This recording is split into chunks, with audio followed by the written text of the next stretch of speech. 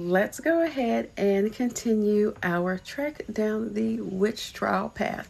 Now, before Salem made the headlines, again, Connecticut was another place that was a hotbed of witch accusations and trials.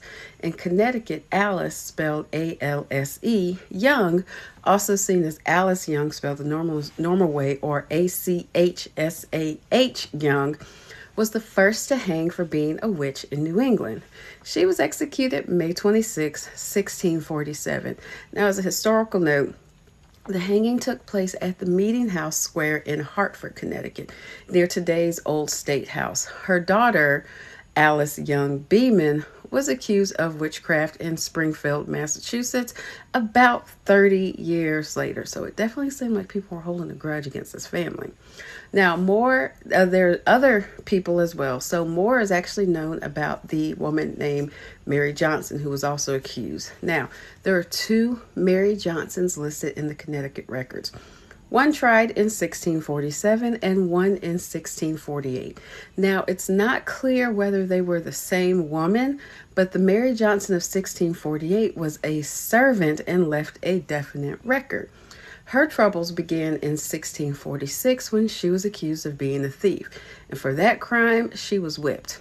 In 1648, she was brought up on charges of witchcraft, which she confessed to under duress, of course, because apparently the devil helped her with household chores and scaring the hogs. Now, she admitted to uncleanliness with both men and devils, and Mary gave birth to a child in prison who would become an indentured servant to Mary's jailer until he was 21 years old.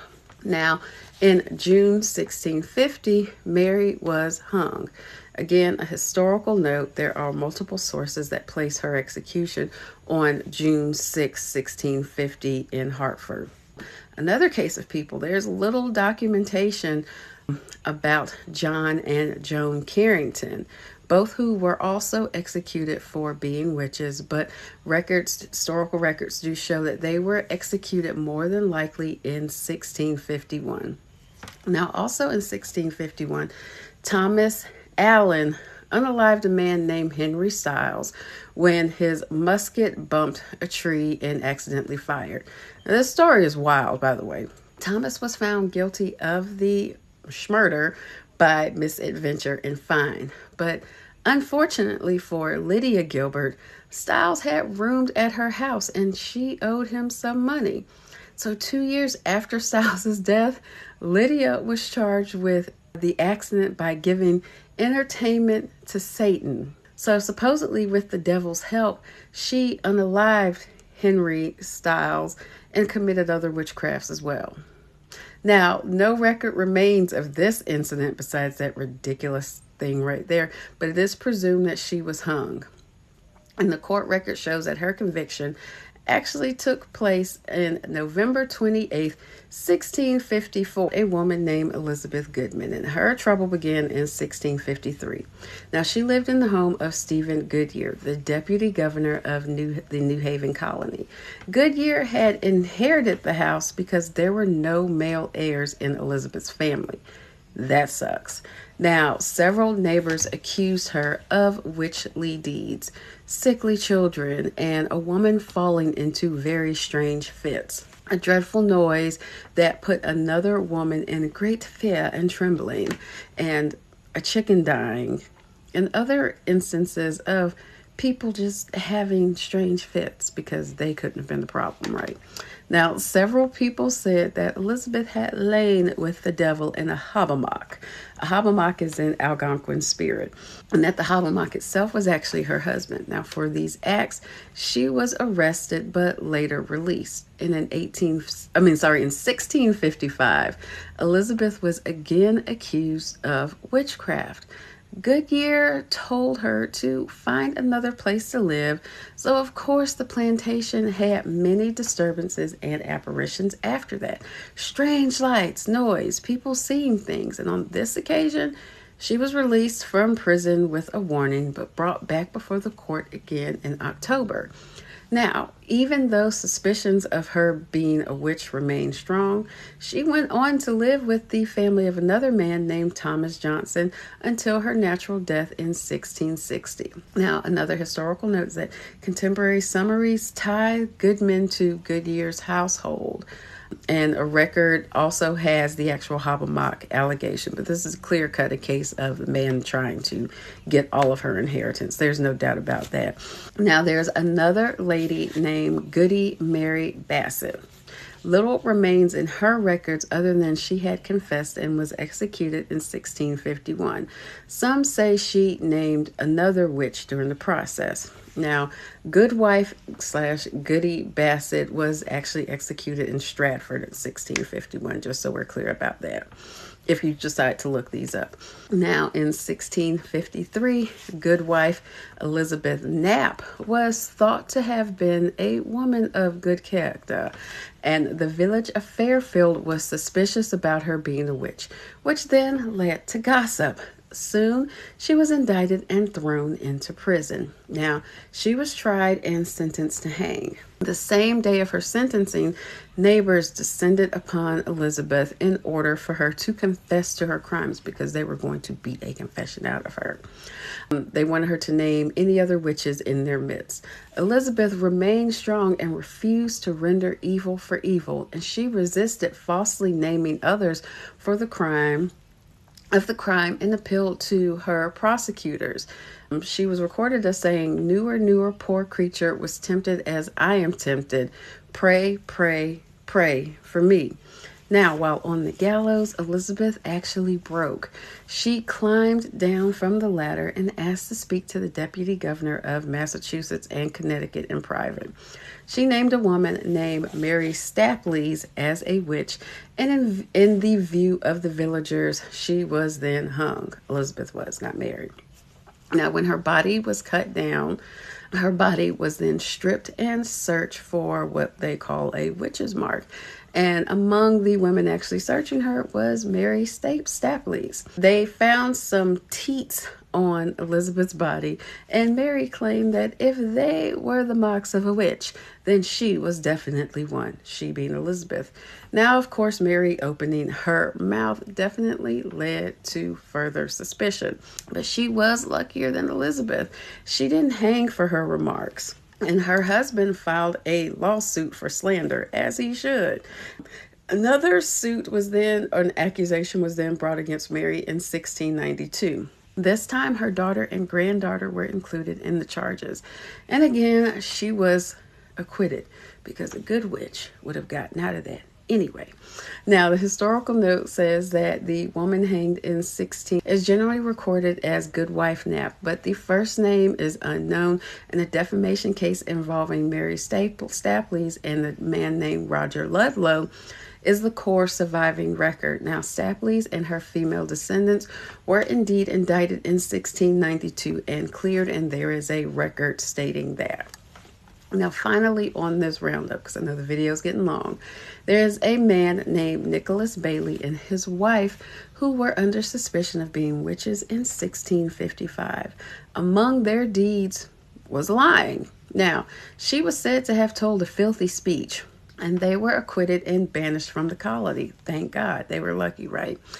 William Meeker was also accused of bewitching neighbors' pigs, and then there were a couple of other minor cases, including another husband and wife accusation before the start of the infamous Hartford trials. Now, another note is that the law library kind of confirms and rounds up the Bailey, Bayley, acquittal and banishment, and the Meeker, Meaker accusations and slander error cases as well. So first up, we have Nicholas and Margaret Jennings. In 1661, charges of witchcraft were brought against them by a man named George Wood. The exact details are unknown, but allegedly they had done works above the course of nature, resulting in the loss of lives and other sorceries.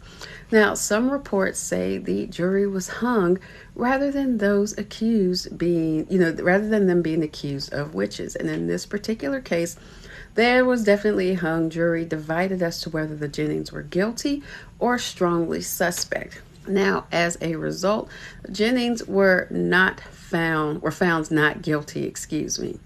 Now, in another couple's case, Nathaniel and Rebecca Greensmith, they are actually the link in the chain that started the absurd Hartford witch trials. Now, suspicion fell upon the two when Nathaniel married Rebecca in the first place, and a pastor said that she was a lewd, ignorant, and considerably aged woman. Now, due to nocturnal gatherings of dancing and merrymaking and gossip, and a rumor turned into formal complaints. Now, accusations by a sick child who was in delirium at the time and later died set off this chain of tragic events. Several people were examined by magistrates. Goodwife Ayres had been directly accused of bewitching the sick child. Nathaniel Greensmith sued Ayres for the slander of his wife, and as a result, he and Rebecca were then indicted themselves. Ayres and her husband were found guilty of witchcraft by the water test, because if you sank, you were innocent, and if you floated, you were guilty. Somehow, though, both escaped prison and fled the colony. Good for them. Several other residents were also under suspicion and then took flight as well. And I have a video tracing a lot of them who actually came down to Union, South Carolina and formed a colony, but I'll do a refresh video on that. Now, another resident had strange fits and was examined by several ministers. Andrew Sanford was indicted and acquitted, and his wife Mary wasn't so lucky though. She was found guilty and she either disappeared or was hanged. Meanwhile, back to the Greensmiths. Nathaniel Greensmith would have likely been acquitted, but Rebecca testified that she spoke out of love to her husband's soul. She messed up. She also named others who she had met with in the woods. The Greensmiths were executed in January 1663. Now, historical records show that Mary Sanford was hanged in 1662. Mary Barnes was hung January 25th, 1663. Elizabeth Seeger was twice acquitted in 1663 and then finally convicted in 1665, and then reprieved and overturned by Governor Winthrop Jr. Now, as a result of Rebecca's testimony, Elizabeth Seeger and Mary Barnes were indicted. Mary was likely hung, but also that made her execution the last for witchcraft in Connecticut, Elizabeth was twice acquitted the same year, but like I said, she was then convicted in 1665, but the governor had reversed all of that, I think in the late 90s or early 2000s. So now let's talk about Catherine Harrison. In 1669, she was indicted for not having the fear of God as well as having familiarity with Satan. Neighbors testified about her herding cattle with great violence, bees swarming, and a sick child that later died, an ugly shaped thing like a dog that had the head of Catherine that was telling fortunes. Okay. The jury found Catherine guilty, but the magistrates did have their doubts. They called upon ministers for counsel, and the court refused to sentence her to death or imprison her. Instead, she was banished from Connecticut and then moved to New York. Thank goodness, right? But because she had been accused of witchcraft, she wasn't really welcomed in her new community. But due to good behavior, she was allowed to remain. Thank God.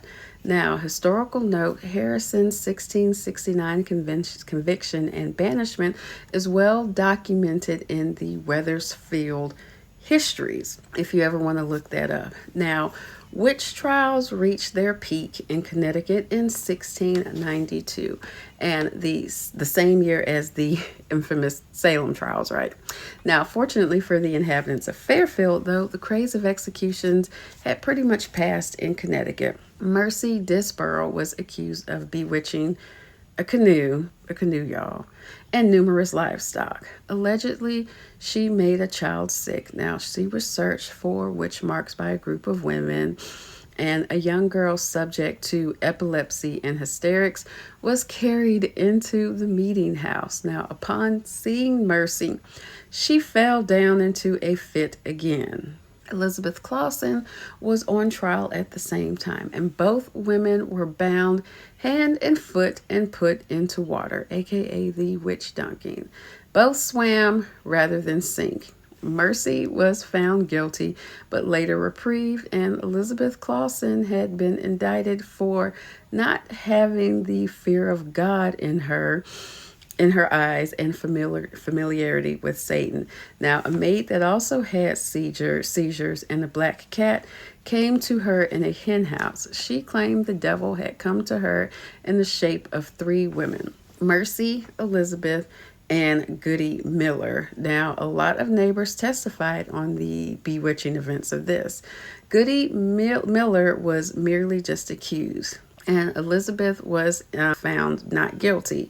Now, for note, the Fairfield Stamford proceedings opened September 14th, 1692.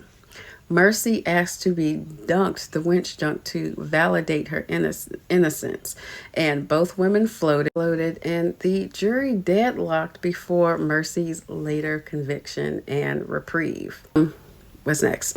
In 1693, Hugh Croce was indicted for the familiar charge of not having the fear of God in his eyes as well. Apparently, he afflicted a girl on the road near Fairfield and was rendered under suspicion of Satan. Now, he admitted to having a contract with the devil for whatever reason, and Hugh was ordered to pay the Master of Gold some fees. Now, the record as noted that Hugh of Stratford was accused in 1693 and convicted of lying about familiarity with the devil. A grand jury declined to actually indict him for witchcraft, which was crazy. Now, in 1697, a mother and daughter by the same names of Winifred Benman, because it's always Winifred, this name just seems to be unlucky, were indicted as well. Both were acquitted but then excommunicated. And a couple of cases were tried in the 18th century, with one being as late as 1768. But for the most part, the witch trials had concluded by the end of the 17th century in Connecticut.